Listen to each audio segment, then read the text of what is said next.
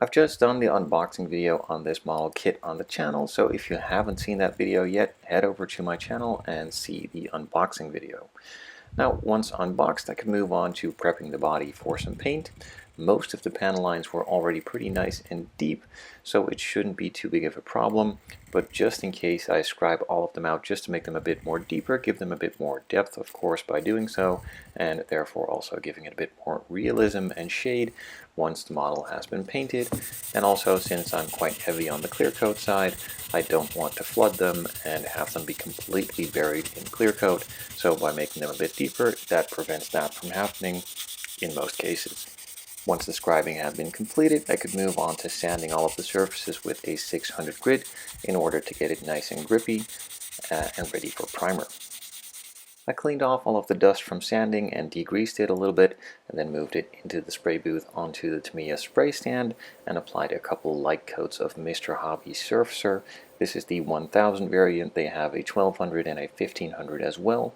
The 1000 is the finest one, the smoothest one, and also the thinnest one. The 1200 and 1500 are a bit thicker, a bit more of a filler primer, but since the body was nice and smooth, no imperfections were found, it didn't really need any filling work, so just a nice base coat of primer. The first coat I let sit and dry for about 5 to 10 minutes, moved on to a second and third coat, repeating the same process and applying it a little bit thicker to get a nice smooth and gray coverage. The second coat again was let to sit and dry for about 5 to 10 minutes, and the third coat was applied in a similar fashion. While I let that sit and cure for a bit, I moved on to unpacking my new airbrush that was kindly sent over by the guys from Gallery. This is their Mobius TG. It is a pistol grip airbrush, comes with a round tip and also a fan tip. In this case, I'm going to move firstly to the round tip just to make it easier to paint all of the areas, the tight areas, the hard to reach spots, etc., which aren't really all that easy to do with a fan tip. So first off, starting off the easy route, and that is with that round tip and the 0.5mm needle. Now, for model cars in the 1/24th scale-ish and smaller, a 0.5 is just about right, maybe a little bit on the large side, but on a 1/18th or 1/12th scale kit, a 0.5 needle and nozzle combination is perfect. Now, that being said, on a 1/24th scale kit, this is still perfectly fine, but it could be on the heavier or larger side, covering small areas a bit too quickly, so you do need to be a little bit more careful, but it shouldn't be too big of a problem whatsoever. So first of all, getting used to this one, I'm going to go over those hard to reach, easy to forget spots, getting a bit of feel for the trigger and also the amount of paint that is going to be let through, and just getting acclimated to it.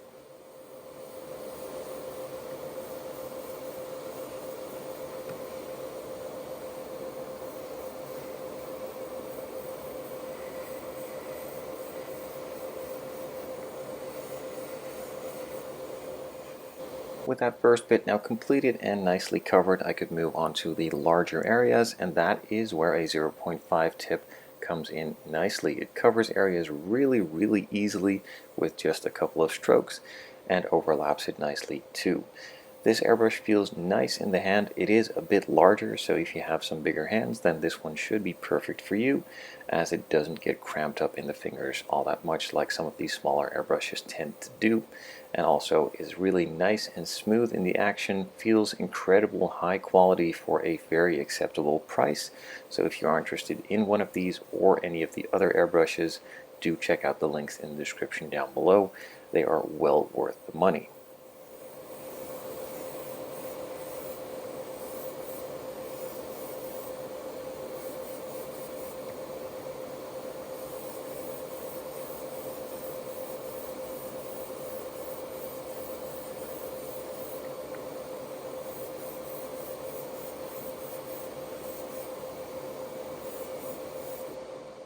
First coat is on about 10 to 15 minutes later, and I'm moving on to the second coat.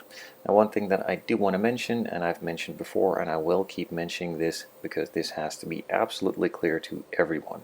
The paints I'm using are a lacquer based paint, and those can be a little bit on the aggressive side on scale model cars, specifically plastic model kits. So if you spray as thick as I'm doing right here, you will 100% ruin the model kit. It will eat into the plastic, leave ugly surfaces, creases, everything you don't want. Now the model kit that I'm building here is made out of resin, and that does not have that same effect as it does on the plastic cars.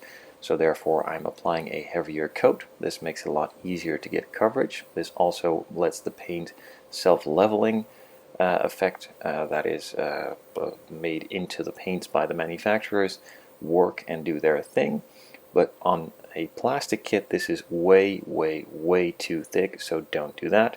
And in a metal or a resin car like this here, it is totally fine to build it up nice and thick. It creates a nice smooth finish, and it covers a lot quicker too.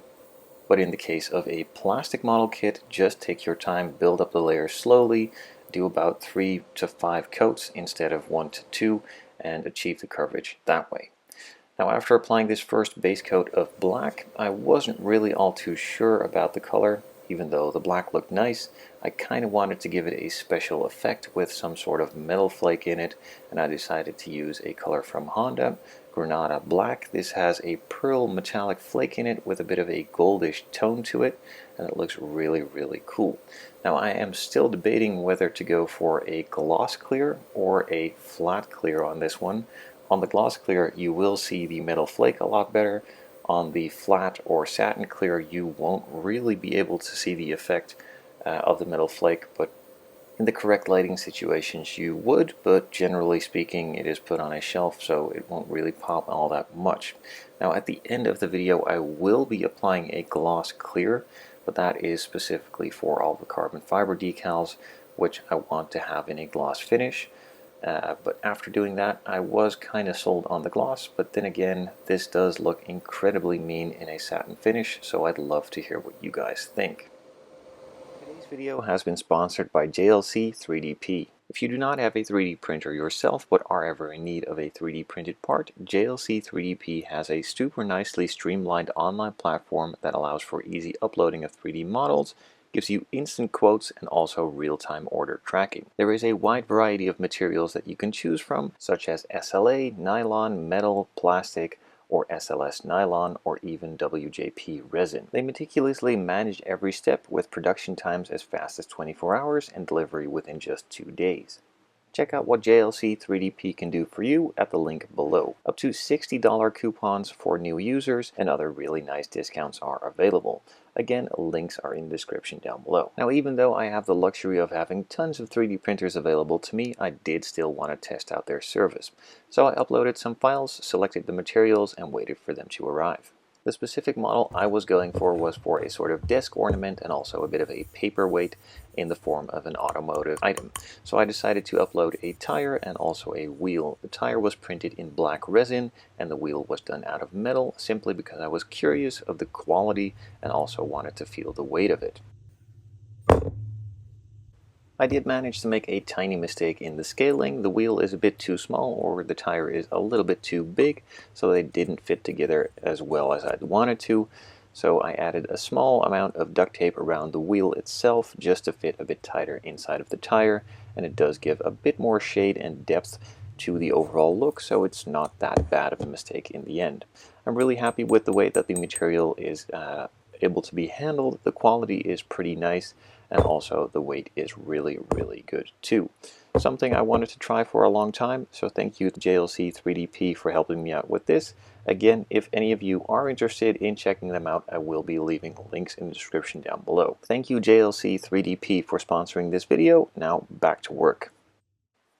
After letting the final coats of color dry for a bit, I moved on to applying some decals. A couple of decals are supplied, but you also get the metal transfer stickers too, but just in case I wanted to have the decals under the clear and could later on decide if I want to add those metal transfer stickers on top. And by later on decide, I will be adding those metal transfer stickers on top, but since I wasn't really too sure at this point in the build if I was going to go for a flat finish or a gloss finish, I wanted to have the decals on there anyway, and that wouldn't be affected by the final decision of the clear coat, as I could still add those metal stickers on top.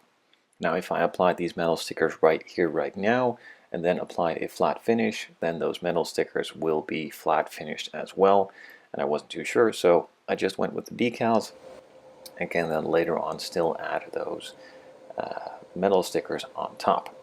Once those were applied, I let that sit and dry overnight and then mixed up some clear coat the next day. As I always like to do with decals is apply a small thin layer of clear coat on top of those areas first to let the decals and clear coat acclimate to each other, and then move on to a thin coat on the rest of the bodywork too. Now in this case I did quite a lot of decals, or bigger decals, on the sides and also on the front. These are the carbon fiber decals that you saw me apply earlier, and I handled the body with my bare hands a lot. Now my hands tend to be a little bit greasy, so I removed as much of that grease as possible without applying too many harsh chemicals to the paintwork, as it's still pretty fragile at this point. But for the first coat I'm just going to apply a really light mist just to act as a sort of glue layer for the next couple layers of clear to go on top. Now I could also go for a really heavy thick first coat just to get it nice and shiny, but after handling it and leaving tons of greasy fingerprints, etc. all over the body, that could lead to fish eyes and the clear coat not really gluing, so to speak, to the base coat, and that's not what I want. So this first tack coat prevents that and helps the next layers of clear stick a lot better.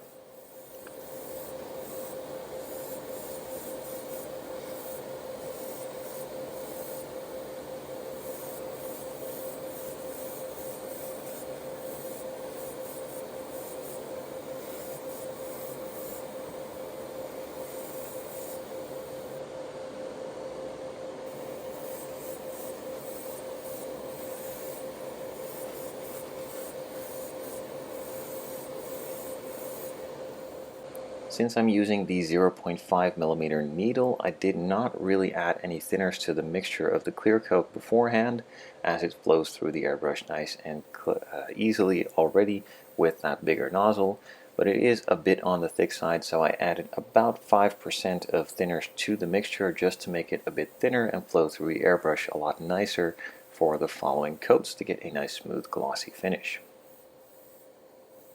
For the first and second coat, I'm still using that same round tip that I installed on the Mobius airbrush at the beginning of the video for the base coat layers, as that is what I'm used to on all my other airbrushes, and it worked really nicely, gets nice coverage, and is also nice and precise for all of those hard to reach tight spots and other areas all around. So for those first coats I wanted to get everything nicely covered and make sure that it was all protected and already getting a nice glossy finish.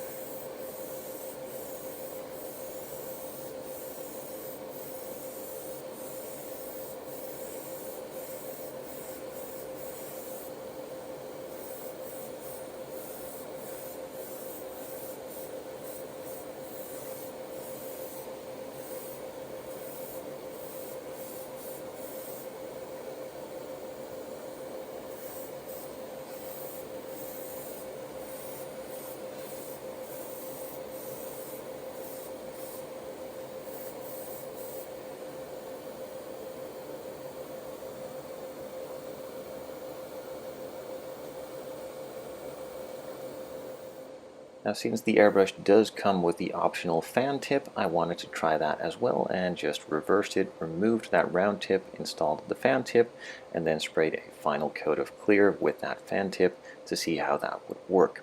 It is a straight line instead of a dot, so it covers a lot more area at the same time, creating an even, smooth finish, a lot easier without too many tiger striping that you could potentially get with one of those round tips. Now I do feel that I'm still not really sure if this is the way I like to go, as I'm trying to figure out some of the settings, some of the ways to apply the clear, as it is a little bit different than I'm used to. I feel like I need to up the pressure on my compressor a little bit, as it is a fan tip instead of a round tip, so it basically has two air nozzles spraying into one instead of just the one round one in the center. Therefore it needs a bit more pressure, but I could totally be wrong there and just need to figure this out a bit more in the future.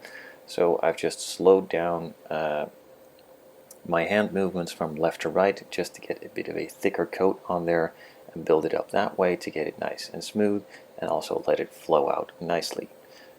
So far so good though, even though I'm still getting used to this one a little bit. The round tip feels nice and comfortable and exactly what I like in my airbrushes. The quality is really nice, the trigger feels really good and controllable, and the paint flows out really easily. So I'm really happy with this airbrush so far. The fan tip, it works, it sprays out nicely.